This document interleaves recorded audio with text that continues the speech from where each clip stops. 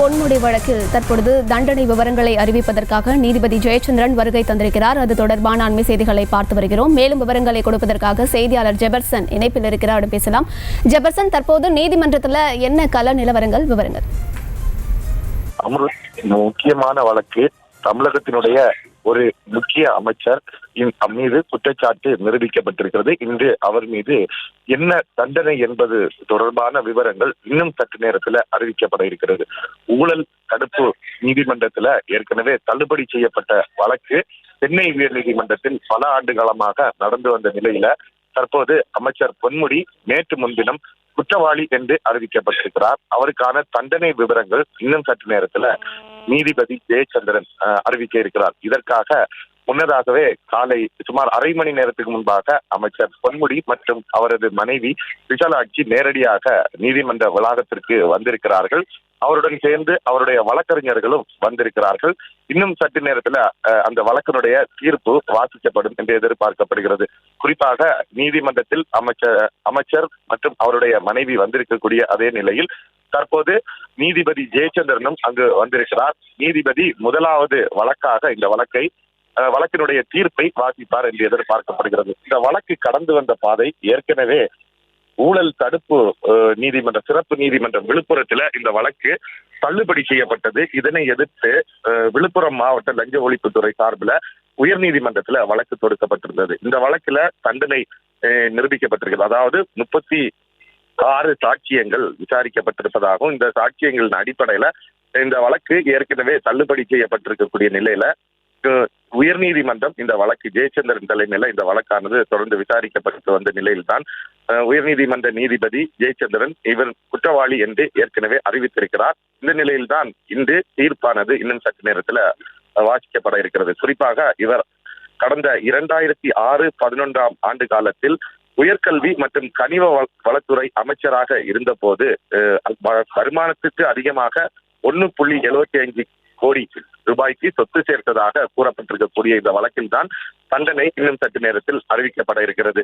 இந்த 2006-11 காலகட்டத்தில் அவர் வருமானத்துக்கு அதிகமாக அதிக அளவில் சொத்து சேர்த்ததாக தொடரப்பட்ட அவர் மற்றும் அமைச்சர் பொன்முடி மற்றும் அவரது மனைவி விசாலாட்சி மீது தொடரப்பட்ட இந்த வழக்கு ஆரம்பத்தில் ஊழல் தடுப்பு பிரிவு சார்பில் ஊழல் தடுப்பு நீதிமன்றத்தில் விழுப்புரத்தில் விசாரிக்கப்பட்டது. தொடர்ந்து சிறப்பு நீதிமன்றத்தில் விசாரிக்கப்பட்டது. சிறப்பு நீதிமன்றம் இருவரையும் உரிய சாட்சியங்கள் இல்லை என கூறி விடுதலை செய்திருந்தது. இதனை எதிர்த்து லஞ்ச ஒழிப்புத்துறை சார்பில் உயர்நீதிமன்றத்தில் மேல்முறையீடு செய்யப்பட்டது. இந்த வழக்கு கடந்த 2016 ஏப்ரல் 18 தீர்ப்பளிக்கப்பட்ட நிலையில் 2017 ஆண்டு மேல்முறையீடு செய்யப்பட்டிருந்தது.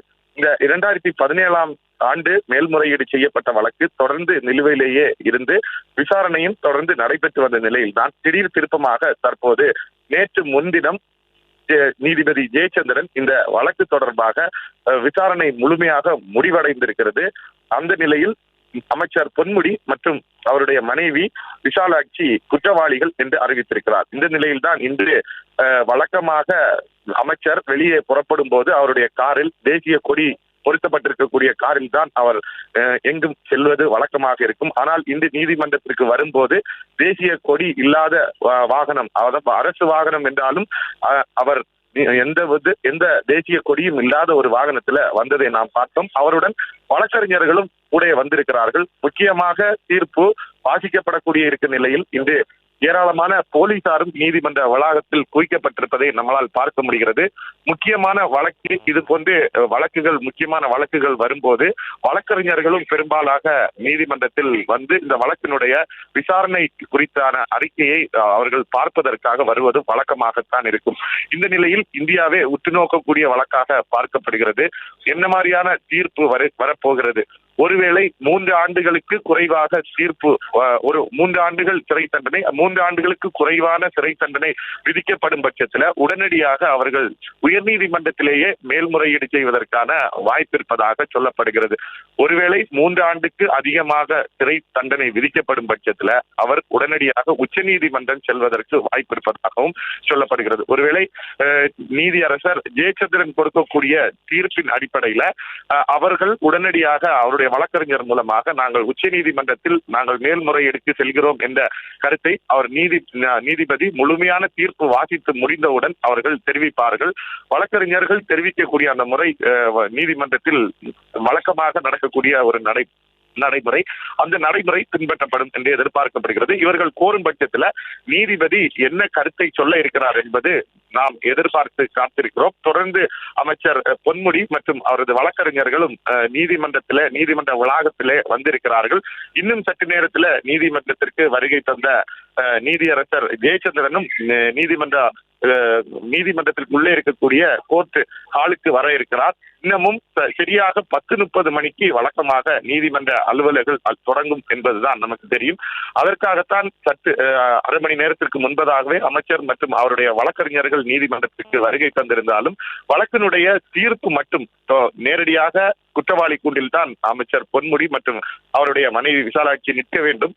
அவர்கள் நிற்கும் பட்சத்தில் அங்கு ஜெயச்சந்திரன் தீர்ப்பை வாசிக்க தொடங்குவார். தொடர்ந்து அந்த தீர்ப்பின் சாராம்சங்கள் என்னவாக இருக்கும் என்பதுதான் மிகப்பெரிய கேள்வியாக இருக்கிறது. காரணம், தமிழகத்தினுடைய முக்கியமாக கேபினெட் அமைச்சர், இந்த அமைச்சரினுடைய சொத்து குவிப்பு வழக்கு தற்போது தீர்ப்பு நிலைக்கு வந்திருக்கிறது.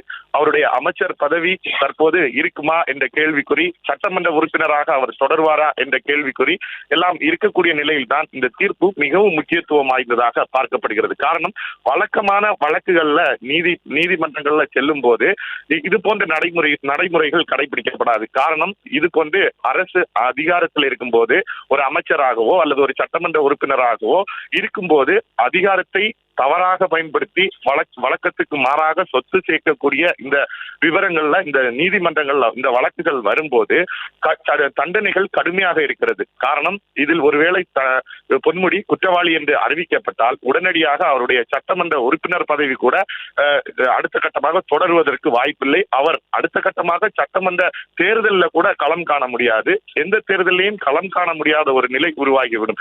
ஆகவே இந்த தீர்ப்பு மிகவும் முக்கியத்துவம் வாய்ந்ததாக பார்க்கப்படுகிறது. இந்த வழக்கில் வரக்கூடிய தீர்ப்பை முன்னோட்டமாக வைத்து பல மாநிலங்கள்ல இது போன்று குற்ற வழக்குகள் தொடர்ந்து அமைச்சர்கள் மீது, சட்டமன்ற உறுப்பினர்கள் மீது, அதிகாரத்தில் இருக்கிறவர்கள் மீது இது போன்ற வழக்குகள் நிலுவையில் இருக்கிறது. இந்த தீர்ப்பை முன்னோட்டமாக காண்பித்து பல வழக்குகள்ல தீர்ப்புக்கான முன்னெடுப்புகள் எடுப்பதற்கான வாய்ப்புகள் இருக்கிறது. ஆகவே இந்தியாவில் இருக்கக்கூடிய அனைத்து முக்கிய வழக்கறிஞர்களும் இந்த வழக்கை உற்று நோக்கி பார்க்கக்கூடிய ஒரு நிலைதான் இருக்கிறது. இந்த வழக்கில் என்ன மாதிரியான தீர்ப்பு வரும், இன்னும் சற்று நேரத்தில் அந்த வரலாற்று சிறப்புமிக்க தீர்ப்பானது வர இருக்கிறது. அமைச்சர் பொன்முடி சிறை செல்ல இருக்கிறாரா, அவருடைய அமைச்சர் பதவி முன்னதாகவே அவருடைய அமைச்சர் பதவியை அவர் இழந்து விட்டார், அதற்கான அடையாளம் தான் அவர் வாகனத்தில் தேசிய கொடி இல்லாத ஒரு வாகனத்தில் அவர் வந்ததை நம்மளால் பார்க்க முடிந்தது. தொடர்ந்து சட்டமன்ற உறுப்பினர் பதவியில் அவர் தொடர்வாரா என்ற கேள்வி எழுந்திருக்கிறது. இவருடைய வழக்கறிஞர்கள் என்ன மாதிரியான முன்னெடுப்பை அடுத்த கட்டமாக எடுக்கப் போகிறார்கள் என்பதை நாம் பார்க்க இருக்கிறோம். செய்திகளை உடனுக்குடனும் துல்லியமாகவும் தெரிந்து கொள்ள சப்ஸ்கிரைப் பண்ணுங்க.